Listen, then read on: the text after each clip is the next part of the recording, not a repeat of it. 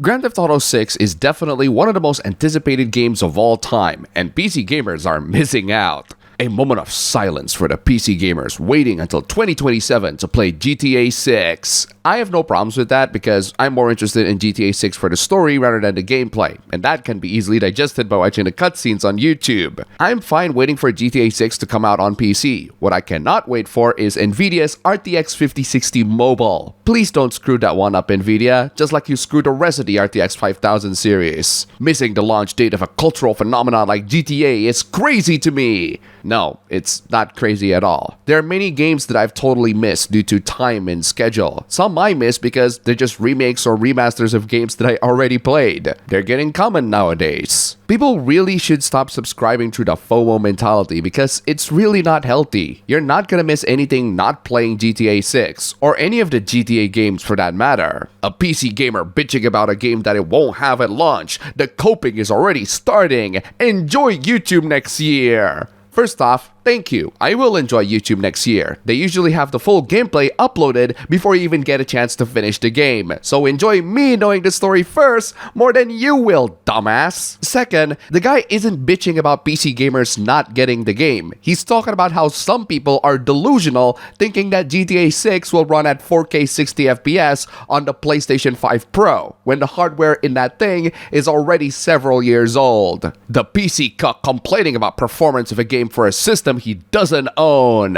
Bro, we don't even need to own the system. It's a foregone conclusion that we all already know, like the Titanic sinking. You can't go through life without even playing GTA 6, but you cannot go through life without hearing some awful takes. I know that Grand Theft Auto is a popular franchise, but it's still astonishing that a popular franchise like this still have its own shares of tourists. If the game is anti-cop, I'm not playing. The story looks anti-cop. Of course the story is anti-cop. The game is called Grand Theft Auto, for God's sake. I don't know about you doofuses, but with a title like that, it's not exactly gonna be very respectful to the law. This reminds me of that tweet when Elon Musk, being the usual dumbass fake gamer that he is, tells everyone that he didn't like doing crime in GTA 5. Yes, Elon Musk didn't like doing crime in GTA. That's like saying I don't like jumping in Mario. I am glad shooting cops in Cyberpunk 2077 is completely optional. I have no idea why you say that for Cyberpunk 2077. They are fictional cops. They're not real. Shooting them being optional is not gonna hurt any real-life cops, nor is it going to reinforce any anti-cop ideas. It's the real-life cops that will reinforce anti-cop ideas, and not just the ones in America, mind you. This whole song strikes true to all the cops everywhere. They have the authority to kill a minority. Some of these GTA 6 takes are way off the rockers. Game is giving gay vibes. Which one of these is not like the other? I am getting gay vibes alright, but it's not because of the GTA 6 protagonist Jason being shirtless. Why do you look at Jason being shirtless and immediately think it's gay? There's something wrong on your part in that case. This is not targeted towards straight men. Actually, media for straight men tend to show their men to be shirtless and ripped, but media for women just tend to have them with a shirt and looking really nice. Regardless, if you see a shirtless man and thinking that it's a gay thing, you're the gay one. The fact that straight men playing that game have to choose between playing as a gay super hunk or a girl will never not be funny. I don't find that funny at all. I find that perfectly reasonable. I'm straight, and I play as women too, because I love playing as women, but I suppose that makes me the gay one, right? A lot of self-discovery will be had once they finish playing. Yeah, I'm not sure what self-discovery that you're referring to, but considering that the main couple are straight, the only self-discovery that I can guarantee is the reflection of single gamers that they really need a partner that is willing to commit crimes with them. Actually, you don't need any. Being single is perfectly fine, and being in a relationship is way harder than it looks, especially when your partner is a felon. Speaking of felon, let's hear the thoughts of GTA 6 from our resident felon. Man, Andrew Tate thinks that he's really owning people with this take. You're obsessed with GTA 6 because you have zero cars, women, yachts, money, or action in your real life. That is true, Andrew Tate. You know what else I don't have in my real life? Threats of indictment. Human trafficking allegations, being on the run most of the time while scamming men out of their hard-earned cash by deluding them into thinking that they're gonna be more alpha by following you. You might have all those cars, women, yachts, and money, Andrew, but having to earn all that while also having to struggle with the law sounds like a prospect that I am happily willing to exchange with just merely owning a fictional version of those. But hey, thank you for being concerned about my well-being. I cannot wait for your jail time possibilities. Alright, enough Grand Theft Auto 6 hooplas. We have plenty of other gaming hooplas that are also pretty interesting. I don't mind people being new to the gaming community, but there's a difference between being new to the gaming community and not having common sense. Does anyone know how to stop making my screen go up every time I hold down R2 to shoot? You will not believe what this person is referring to. Yeah, the person is confused why shooting guns recoil in the game The First Descendant. It's pretty much common sense to anyone who has seen how guns work. Even I, as a kid, can comprehend this. The fact that someone is asking this question in current year means either someone is doing the usual engagement bait or a comforting validation that 5-year-old me is actually way smarter than some people online. Why is this normal? Because that's what happens when you shoot guns normally. That said, not all shooter games have recoil. The newer Doom games have the Doom guy being so good at the weapons that he uses that he's barely affected with any forms of recoil. I'm trying to find more games, but I don't know what to look for. The game that you're playing is The First Descendant. It's on Steam. You should find games that might interest you better there. Moving on from players not understanding gun mechanics, we have players completely overestimating specs. Mobile gamers are definitely booming in the last couple of years, and it surprises me that we already have some elitists here. Imagine thinking 8 gigs of RAM phones are enough in big 2025.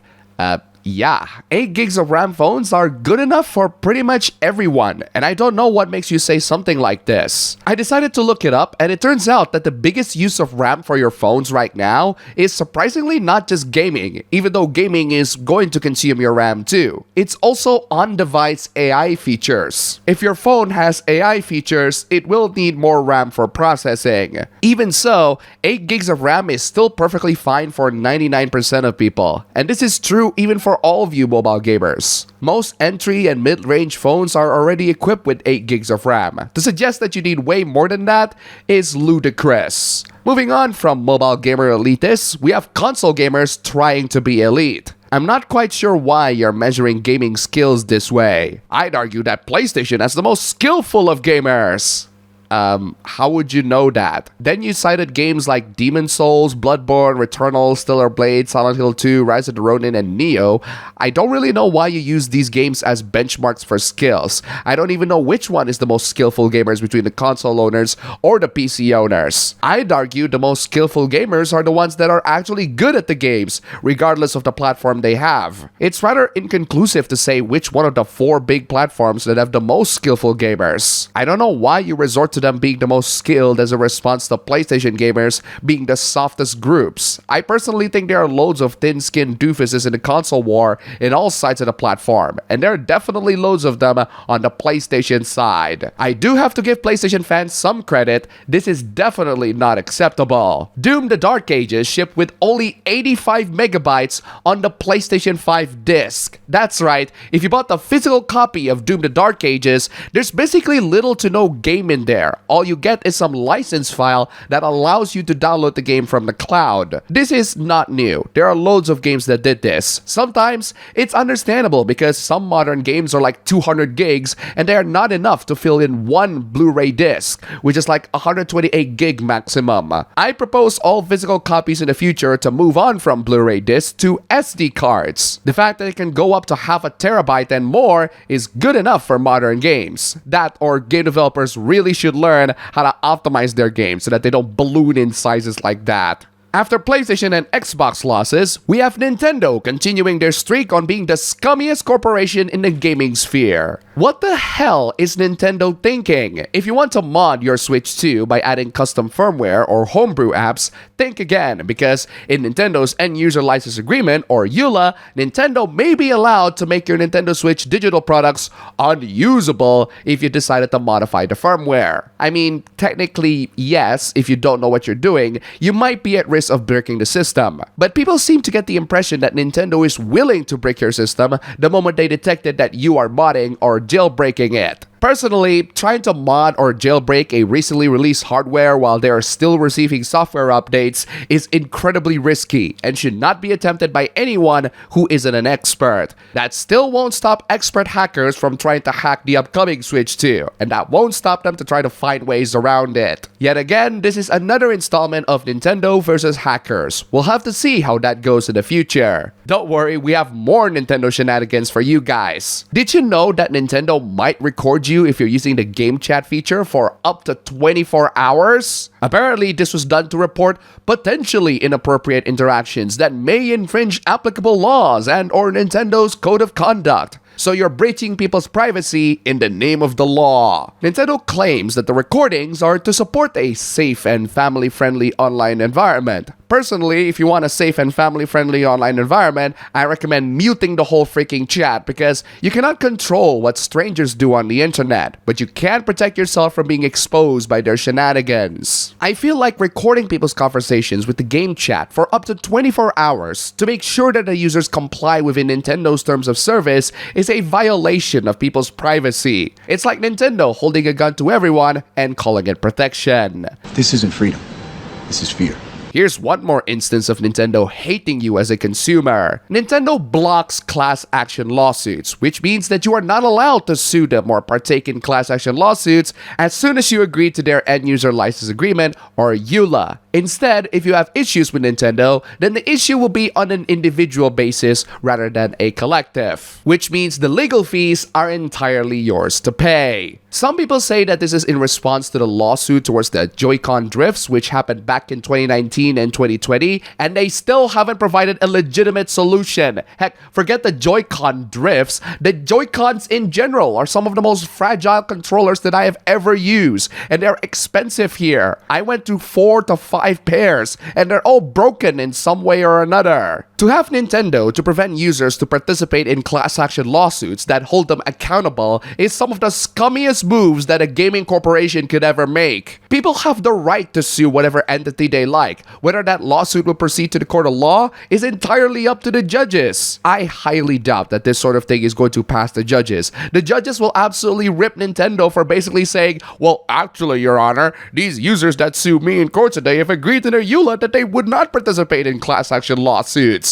Yeah, they're not gonna buy that. Not one bit. This is why we as consumers are basically just ways to make money for these corporations. We complain to them nicely, they're not gonna listen. We file a lawsuit, they try to find loopholes. These corporations refuse to take accountability for their actions, and they totally get away with it because they do make good products. Here's a piece of advice to all the corporations out there. Class action lawsuits are like unions, and unions are like pregnancy. If you don't want them, try not to screw people. And that's all for the video today. Thank you all so much for watching. If you made it to the end, here's a cat. Before we close this video, huge thanks to all these wonderful sponsors. You are all fantastic. If you want to see your name among these legends, then check out the links below, just $1. And you have supported this channel a lot. Seriously, thank you so much for watching. Don't forget to like, comment, and subscribe.